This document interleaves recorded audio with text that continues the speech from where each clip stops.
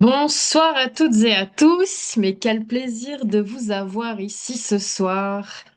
Eh bien, aujourd'hui, je prends la relève, Laurent est en voyage et c'est moi qui vais prendre le petit flambeau en espérant vous apporter quelques connaissances que j'ai acquis avec l'expérience qui est aujourd'hui le closing. En tout cas, j'espère que vous allez bien. Dites-moi un petit peu, on n'est pas nombreux aujourd'hui, hein, on est en petit comité, donc c'est bien. On sera entre nous. Je vais pas faire trop long, hein, je vais vous laisser aller au lit un peu plus tôt, peut-être, en fonction de ce qui aura été dit ce soir.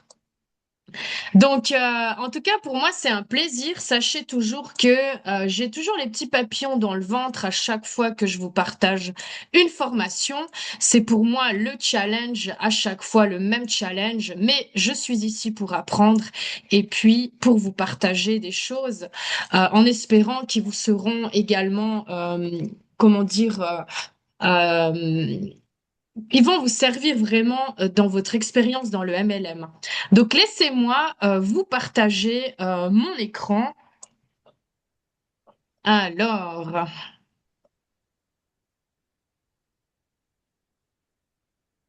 ok, très bien. Donc, on va vraiment parler du closing aujourd'hui, qui est extrêmement important pour pouvoir closer les personnes. C'est vraiment, lors d'une conversation, aider les gens à prendre une décision.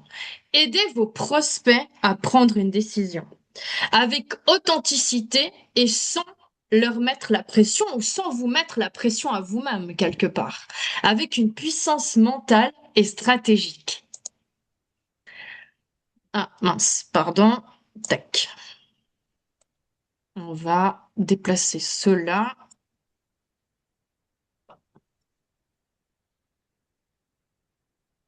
Voilà. La vraie difficulté lorsqu'on cherche à closer quelqu'un, c'est que parfois on a tendance à trop en dire. On a tendance à trop parler. Parfois, après les présentations, après des webinaires, on a tendance à rajouter encore une couche auprès du prospect. C'est pas nécessaire. Et quand on a tendance à trop parler, on oublie d'écouter la personne. Et donc, on n'est plus réellement face à ses besoins, à ce qu'elle a vraiment besoin. On essaie de comprendre trop vite également. Souvent, on invite des prospects sans même savoir qui ils sont et qu'est-ce qu'ils ont besoin. La douleur, elle est donc floue. Ça veut dire quoi? On ne sait pas vraiment ce qu'il recherche. Est-ce qu'il vient pour une opportunité? Est-ce qu'il vient parce que justement il a mal quelque part? C'est vraiment important de connaître votre prospect. Même si vous échangez ne serait-ce que 15 minutes sur un brise-glace ou même un simple téléphone, ça vous permet déjà de vous situer. Puis vient le fait de douter de soi. Souvent, on doute. Quand on veut closer une personne, on doute de soi et ça se transmet. Souvent, lorsqu'on doute de soi, soit on bégaye, soit on veut trop parler, parce que quand on parle beaucoup, ça exprime aussi un certain mal-être face à la situation, comme si on était mal à l'aise. Et donc, c'est vraiment important de se centrer et de pas de faire en sorte qu'il ne ressente pas ce doute, d'accord? Parce que lorsque vous n'avez pas confiance en vous, que vous avez peur de déranger la personne, eh bien, il n'y a pas de closing et donc pas de revenu.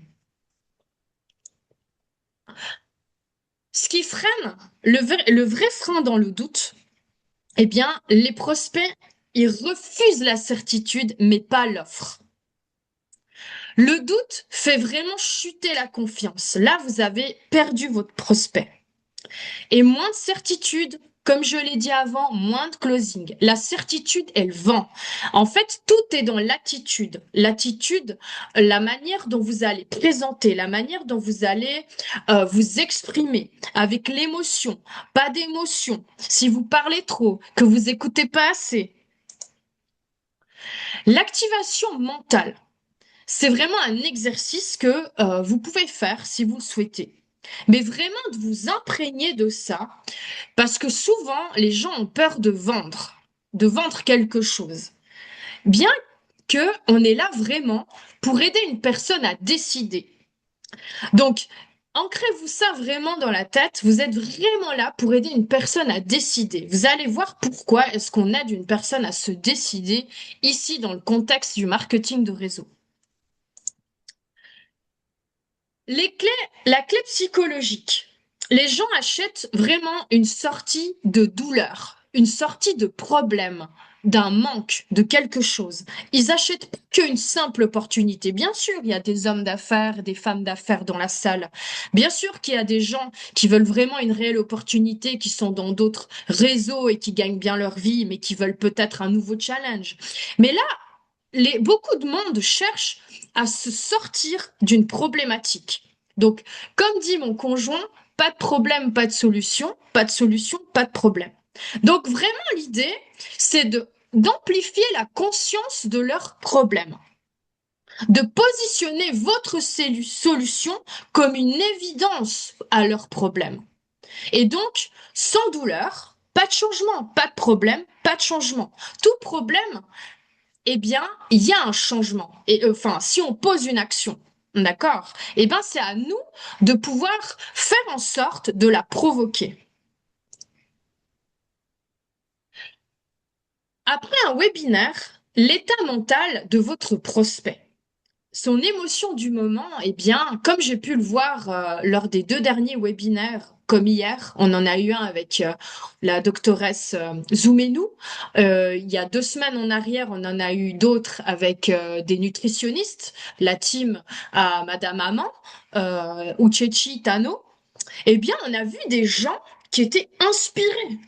Les gens avaient envie. Ils discutaient sur le chat.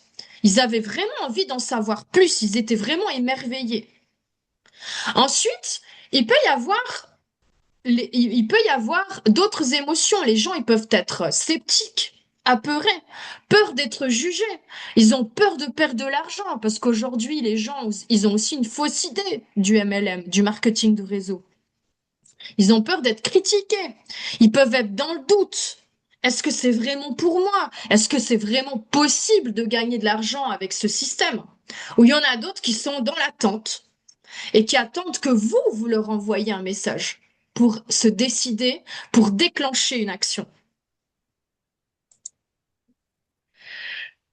L'émotion d'un webinaire, d'une présentation, elle dure 24 à 48 heures.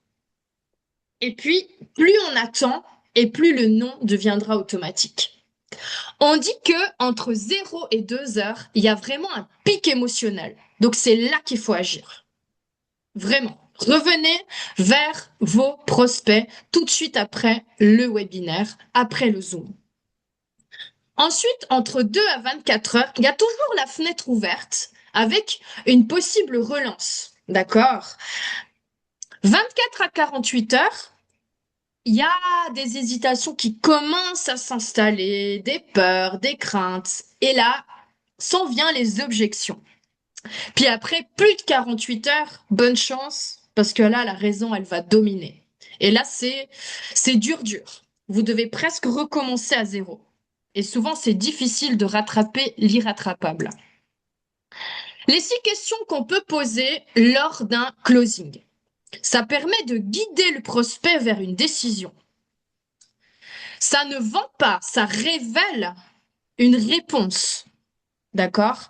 Ça révèle une incertitude. Donc c'est bien de poser la question, eh bien, qu'est-ce qui t'a marqué ce soir? Il faut vraiment faire parler l'émotion positive. Ensuite, si c'est quelqu'un qui souhaitait gagner de l'argent, posez-lui la question. Quel est ton objectif? pour avoir tel et tel montant? Quel est ton objectif mensuel? Dans combien de temps tu veux faire ça? Ensuite, vous pouvez aussi poser de 1 à 10. Quel est ton intérêt? Quel a été ton intérêt? Ok? Et si la personne, elle souhaite travailler avec vous, vous pouvez aussi lui poser la question, combien d'heures par semaine est-ce que tu es prêt à travailler? C'est vraiment important de fixer un certain cadre réaliste. Et ensuite, si la personne elle a des blocages ou qu'elle a des doutes, il faut vraiment lui poser la question fermement. Mais qu'est-ce qui te bloque? Pourquoi t'es pas sûr? Dis-moi. Tu me dis que tu vas réfléchir, mais tu vas réfléchir à quoi? Tu me dis que t'as pas de questions. Ça veut dire que si t'es pas sûr, dis-moi, qu'est-ce qui te bloque? Essayez d'aller creuser, d'accord? De rassurer la personne.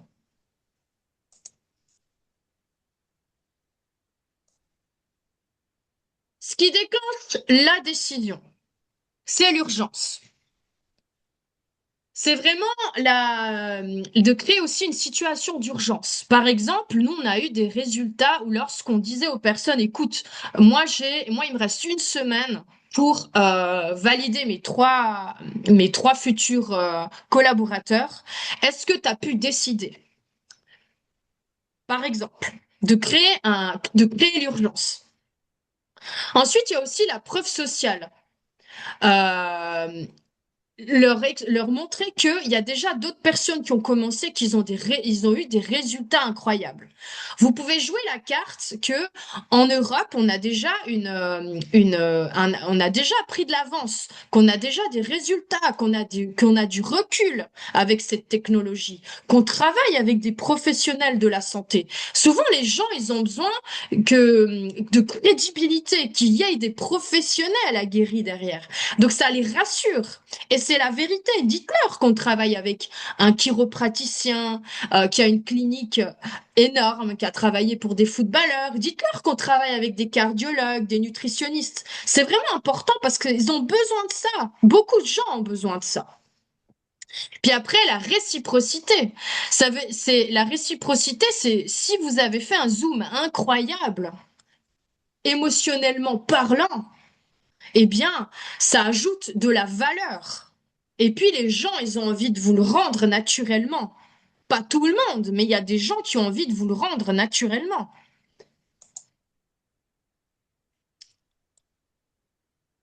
Ce qui bloque l'action, c'est vraiment le paradigme. Le plus grand ennemi du changement, c'est pas vraiment l'argent, c'est le paradigme. Le paradigme, lui, il vient saboter la décision avant même la fin du pitch. Ouais, je suis pas fait pour réussir dans ce business, je suis pas faite pour réussir dans le MLM. J'ai entendu dire que c'était une arnaque, que c'est le modèle de l'avion. Ouais, ça me paraît trop beau pour être vrai. Le scepticisme cède avec la preuve sociale. Ou alors, je vais en parler à mon conjoint. Et là, votre rôle, c'est vraiment de l'aider à porter le message. Parce que lorsqu'ils disent que c'est pas fait pour le MLM, c'est vraiment une identité limitante. Il faut vraiment lui expliquer qu'est-ce qui lui fait croire ça. Posez la question. Posez des questions. Ne restez pas sur la réponse. Posez-leur à chaque fois une question en retour. Pourquoi t'es pas fait pour ça? Dis-moi. Qu'est-ce qui te fait croire que t'es pas fait pour ça? Parlez-lui d'un témoignage que vous avez eu dans votre carrière, par exemple. Vous pouvez leur dire qu'il y a des personnes retraitées qui ont réussi dans ce modèle économique. Des personnes qui gagnaient 5 euros par mois. Il y a des témoignages dans ce sens. Oui, c'est trop beau pour être vrai. Scepticisme là, automatique, preuve sociale. Pour reposer leur la question. Ok. Pourquoi? Qu'est-ce qui fait que c'est trop beau pour être vrai? Est-ce que tu penses que j'ai une tête à t'expliquer une arnaque, à t'expliquer quelque chose de frauduleux? Donc, j'en parle à mon conjoint. Ça, c'est vraiment... euh, souvent, j'entends ça. Je vais d'abord en parler à mon conjoint, ensuite je te reviens. Mais l'idée dans ça, quand la personne, elle vous dit ça, accompagnez-la. Si elle a été intéressée, mais qu'elle va d'abord en parler à son conjoint, dites-lui vraiment qu'est-ce qu'elle doit dire à son conjoint et la sensibiliser que, comme son conjoint n'a pas participé, il va peut-être la refroidir. Donc c'est vraiment important qu'elle revienne vers vous, que vous lui redonniez un rendez-vous avec elle et son conjoint, d'accord? Moi, c'est ce que j'ai fait et ça a fonctionné. Le conjoint, il est venu et on a parlé affaires, ok? Donc c'est vraiment important que vous accompagniez la personne dans la manière dont elle va exprimer. Donc vraiment casser le paradigme avec l'émotion et pas la logique. Les trois objections clés que vous connaissez, eh bien, c'est ah, j'ai pas le temps, je suis trop occupée. Priorité à revoir. Ensuite, il y a l'argent, pas les moyens. Valeur pas encore perçue, bah parce qu'ils comme ils sont pas là-dedans, ils peuvent pas savoir. Puis après, il y a la peur, peur du regard des autres, peur de l'échec.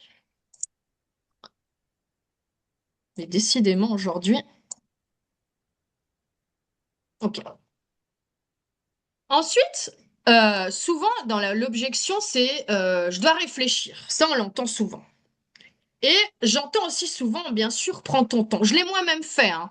Bah ok, pas de problème, tu me reviens quand tu veux, quand t'es sûr. Ça m'arrive encore de le faire. Mais ça dépend avec qui. Ça dépend avec qui et ça dépend le profil. Mais l'idée, c'est pas de laisser filer la personne comme ça. L'idée, c'est vraiment de lui dire que vous la comprenez et de lui poser la question. Quand tu dis réfléchir, qu'est-ce qui te bloque exactement? Éclaircissez mettez de la lumière là où il y a là où il y a un nuage. Mettez de la lumière là où il y a un nuage. Posez-lui la question, qu'est-ce qui bloque? Est-ce que c'est une question de temps, une question d'argent? Est-ce que t'as pas confiance? Dites-moi. Comme ça, vous pouvez identifier le vrai blocage et vous aider la personne à décider. D'accord? Donc l'idée, c'est vraiment de transformer le flou en objection concrète, que ça devienne un non définitif. L'idée, c'est d'avoir un non ou un oui, pas de repartir avec un flou total. Je n'ai pas l'argent. Ne jamais dire ah mais c'est pas cher. Parce que ce qui n'est pas cher pour vous, que ça ne l'est pas pour quelqu'un d'autre. On n'a pas tous la même notion de l'argent, déjà en fonction des pays d'où on vient, que ce soit en Afrique, en Asie, en Europe. Leur dire en plus des choses, ah mais tu peux payer en plusieurs fois, ah mais je te paye, viens, je te paye et puis tu commences. Non, parce que souvent les gens, ils vont pas voir la vraie valeur quand vous leur payez vous-même. Vous passez pour un négociateur. Vous pouvez passer pour un négociateur. Donc, vraiment accompagner et dire, bah voilà, je comprends. Aujourd'hui, t'as pas l'argent. Mais peut-être que dans 12 mois, ce business, il peut vraiment changer ça. Pourquoi, pourquoi tu ne peux pas commencer maintenant? Est-ce que c'est vraiment l'argent? Vraiment.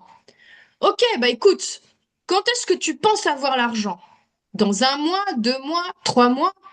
Ok, bah écoute, je te réécris dans 2 mois et on regarde comment pour voir ta situation. Ok?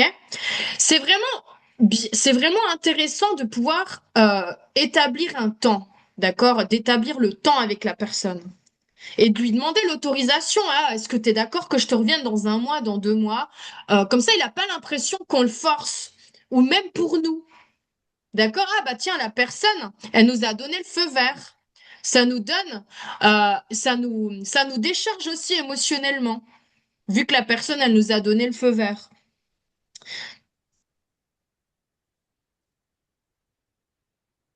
Donc j'en parle à mon conjoint, bon ça je l'ai expliqué tout à l'heure, c'est vraiment important d'accompagner la personne, d'accord? de vraiment lui expliquer comment est-ce qu'elle doit aller communiquer à son conjoint. Parce que souvent, il y en a toujours un qui est intéressé, puis l'autre qui n'a pas suivi, va rabaisser l'autre personne, enfin, va complètement démolir le webinaire qui a été présenté à la personne, alors que la personne n'était pas du tout présente. Donc, c'est vraiment important de l'accompagner et de lui expliquer qu'est-ce qu'elle va devoir aller dire à son conjoint ou de les refaire venir à un call avec vous. Comme ça, son conjoint, il écoute aussi ce que vous avez expliqué à sa femme, par exemple. C'est important de pouvoir recadrer une objection, mais pas en contrant directement. Toujours rejoindre la personne avec diplomatie, puis déplacer la perspective. Ah, j'ai pas l'argent. Ah, j'ai pas le temps. Mais c'est justement pour ça, c'est justement pour ça qu'il faut que tu commences. Parce que t'as pas le temps, parce que t'as pas l'argent. La vraie question, c'est peux-tu te permettre de ne pas agir maintenant? Vous êtes des offreurs d'opportunités, de solutions. Le témoignage, c'est vraiment l'arme la plus puissante du closing.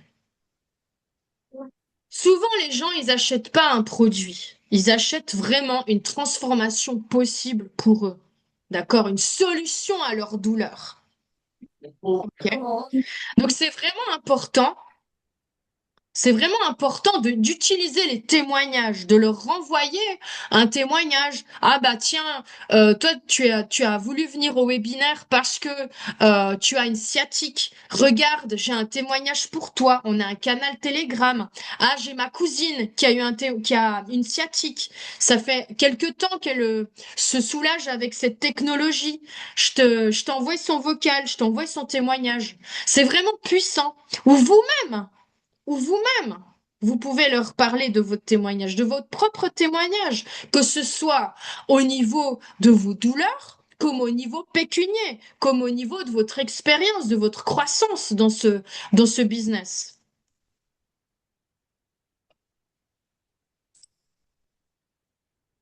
Ensuite, closer par message. C'est vraiment une seule question à la fois. Souvent, j'ai eu des personnes qui me bombardaient de messages parce qu'ils voulaient absolument me closer. Parce que des fois, à l'époque, enfin, à l'époque, au début, quand je commençais, j'étais enfin, pas trop gentille, mais j'acceptais de me faire, qu'on me fasse des présentations de MLM. Et donc, souvent, les gens, ensuite, une fois qu'ils m'avaient présenté le concept, même si moi, mon but, c'était de les faire venir chez nous, eh bien, en étant trop gentille, les gens me bombardaient de messages. Ils avaient vraiment une manière de closer les gens envahissante. Vraiment éviter de bombarder les gens avec des messages. Vraiment. Une question à la fois et vous attendez la réponse. Ou alors utilisez les vocaux. Les vocaux, c'est vraiment puissant parce qu'il y a aussi une émotion derrière. Il y a vraiment une réelle émotion. Et comme ça permet aux gens de voir comment vous êtes. Parce que quand on envoie des messages, bah, il n'y a pas d'émotion. Personnaliser le message en fonction du webinaire. Relier vraiment son besoin à la discussion du thème qui a été abordé dans la soirée. Et n'envoyez pas les prix comme ça. Surtout si le webinaire était axé comme hier, par exemple, sur une problématique, une pathologie des problématiques cardiaques. Ne rebalancez pas les prix comme ça. D'accord? D'abord, il faut montrer la valeur. La valeur, le lien. Le mindset du closer. C'est important de ne pas être dans l'attente. Ah, j'espère qu'il va répondre. Non, vous n'êtes pas des quémandeurs. Vous êtes des offreurs. Vous créez une opportunité. Et peu importe la réponse de votre prospect, ça ne va pas définir votre valeur. Ah, je ne veux pas le déranger. Si vous avez une solution utile, ne pas l'appeler serait plutôt un manque de respect. Non? Il a dit peut-être, alors j'attends. Peut-être égale besoin d'aide pour décider. D'accord? Votre rôle, c'est vraiment de l'aider à se décider. Chaque oui non cherché est une vie non changée. Et si c'est non, vous êtes fixé. Et c'est pas grave.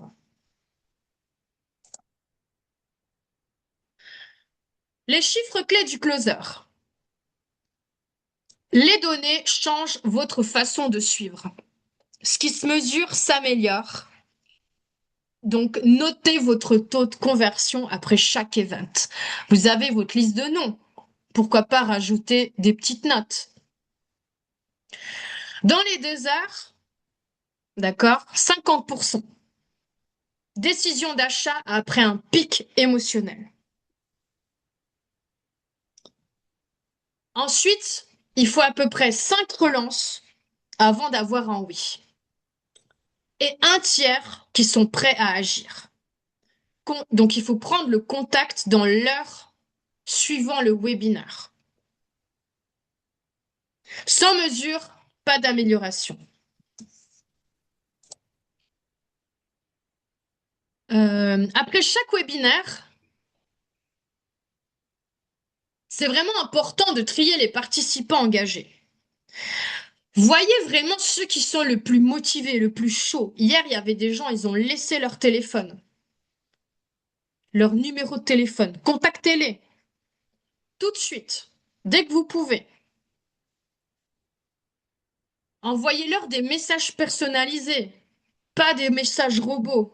Pas, parce que imaginez-vous, ce sont des gens qui se connaissent, qui sont assis à la même table, et vous leur envoyez le même message à tous. Vous perdez votre crédibilité. Ensuite, vous pouvez aussi les appeler. D'accord? Appelez-les. Proposez un rendez-vous, un autre rendez-vous pour les closer, ou closez-les directement. Notez vraiment le niveau d'intérêt et puis planifiez aussi les prochaines actions que vous allez mener avec la personne en question, votre prospect. C'est important. Les webinaires, les présentations, elles allument le feu. Agissez tout de suite, dans les 30 minutes, pas demain ni après-demain, parce que la fenêtre émotionnelle, elle se ferme vite. Les émotions et les témoignages, c'est vraiment important. La logique, elle informe et l'émotion décide. Chaque objection est une aide. Une objection cherche une raison de dire oui. Closer, c'est servir. Vous n'êtes pas des vendeurs, vous êtes un guide. Et voilà, j'ai terminé. Je vous remercie pour votre écoute. C'était sympathique d'avoir pu vous donner cette petite formation. J'espère que ça pourra vous servir, en tout cas. Bonjour Christelle, ça fait plaisir de voir ta tête. Merci encore à toutes et à tous pour votre écoute. En tout cas, si vous avez des questions, n'hésitez pas. Merci à vous tous. Merci Aurore, merci Amand, merci Aline. Voilà, si vous avez des questions, n'hésitez pas. Sinon, la suite au prochain épisode.